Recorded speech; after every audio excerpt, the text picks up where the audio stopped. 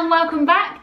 Today I wanted to share some healthy snack recipes with you. So this has come from a point where I'm now changing what I'm eating and I'm trying to find healthier snacks that I can eat that either don't cost the world or that don't actually have loads of secret calories hidden in them, and these ones are super easy, and if I can make them then you can make them too.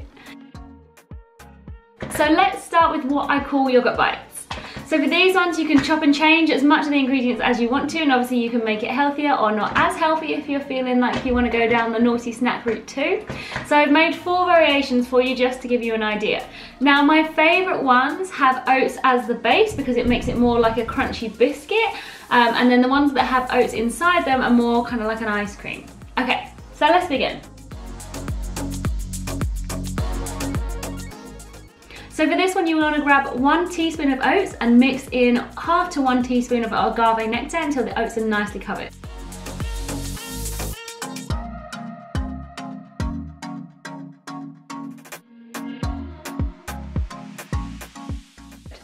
When that's done, pop them in the bottom of the cake case and move on.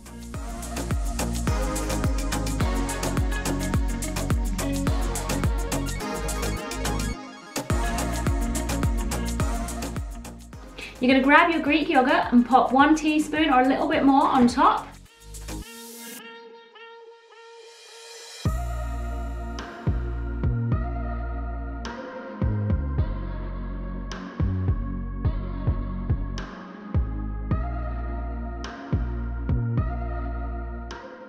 And then this is up to you how you want to decorate it. So I've gone with raspberries because I just happen to have some to hand, but you can use pretty much any fruit you want to as well.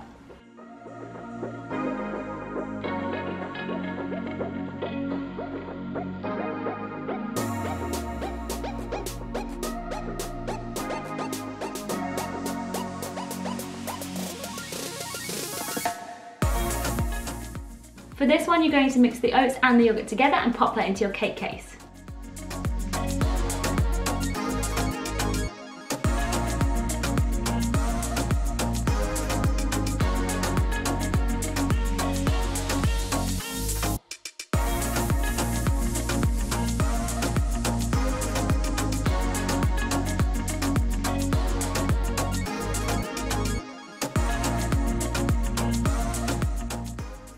And then put some fruit on top. So this one I've gone for some blueberries.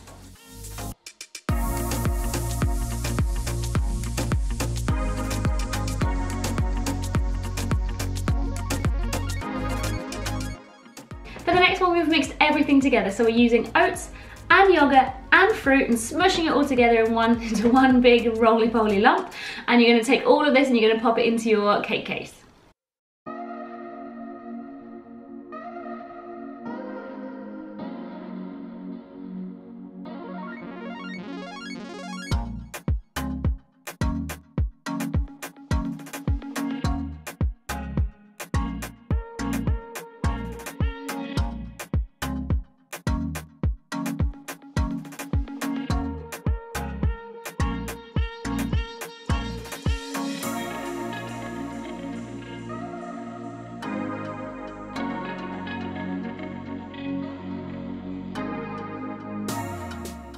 For this one we've gone back to our oat base, so you're going to use a teaspoon of oats and half to 1 teaspoon of agave nectar. Mix that all together and pop that in the bottom of your cake case.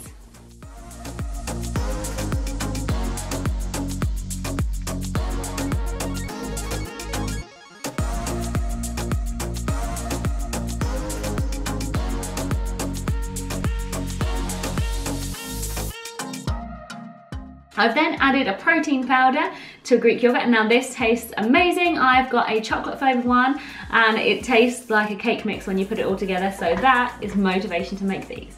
So mix that all together. Now just avoid using casein because it does not mix well with this with this Greek yogurt. We have tried, we have failed. So pop that on top when it's all nicely mixed together, and again I've just popped some fruit on top, so again I've gone for some raspberries.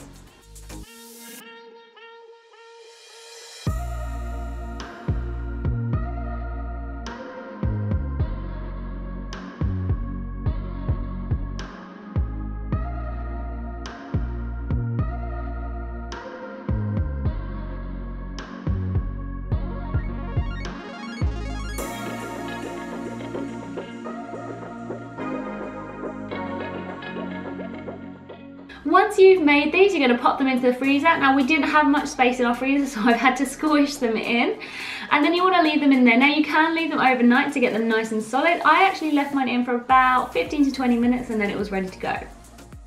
So you can see from these ones that they smush down a little bit when they're in their cake cases, but they still taste really, really good. They taste kind of like, the ones without the oat bottom taste like an ice cream, so they have that kind of crunchy flavour, and then with the oats as well, they taste more kind of like a cold biscuit, if you've ever had a cold biscuit.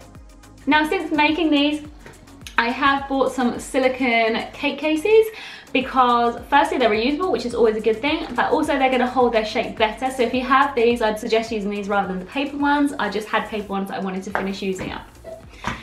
If you want to go for a slightly naughtier version, you can always mix in honey rather than the agave nectar. You could also use your chocolate chips. Yeah. I would probably go for oats mixed with agave nectar just because I love it. Then I would mix in some Greek yogurt and some chocolate chips.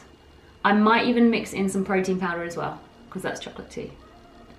I probably would not add fruit. If I'm going for naughty, I probably won't add fruit.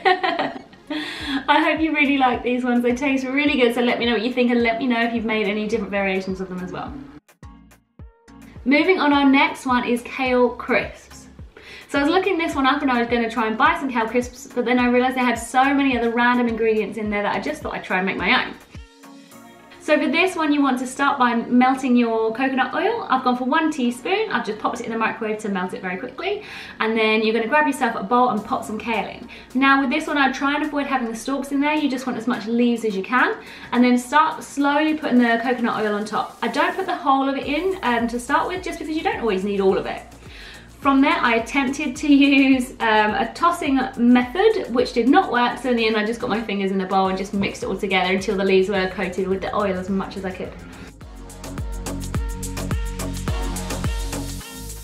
So from there, you're gonna lay it out all on your baking tray. And if you want to, you're gonna pop some sea salt on top. The smaller the leaves are, the faster they're gonna cook. So I popped these in the oven at about 180 degrees and they took about 10 to 15 minutes. So just keep an eye on them and set yourself a reminder to keep going and checking back. Now just be careful when you get them out of the oven because obviously they're quite hot to touch, so you're probably going to want to pop them into a little bowl first and then you can eat them like popcorn. They taste amazing.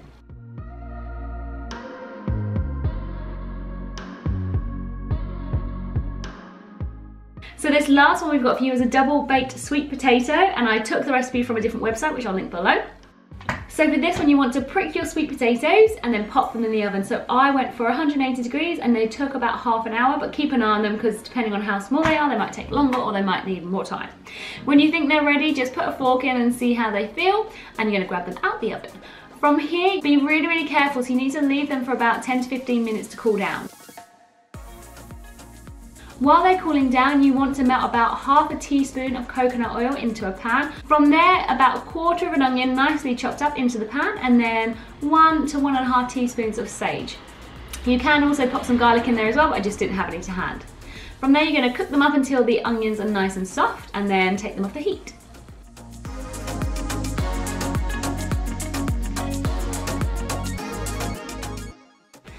Okay, so going back to your sweet potatoes when they're nice and cool, you want to chop the tops off and you can just throw the tops away. Be really careful when you do this because you want to leave the rest of the skin intact.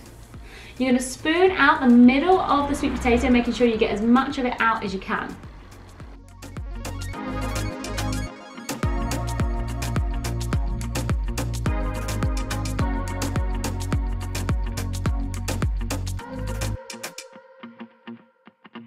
From there, you're going to mix your sweet potato, cottage cheese, and then your onion recipe as well. Mix them all together in a little food processor. Make sure they're all nicely mixed up. Chop down as much as you want them to be.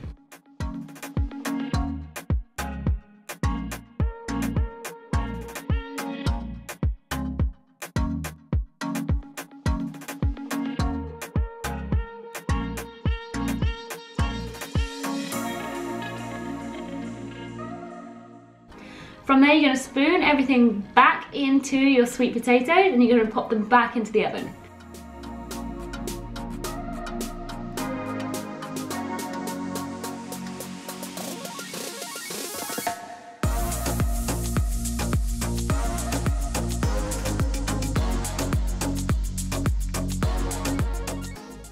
When they went back into the oven, they went in for about 15 to 20 minutes, again at 180 degrees, and then they were nice and toasty warm.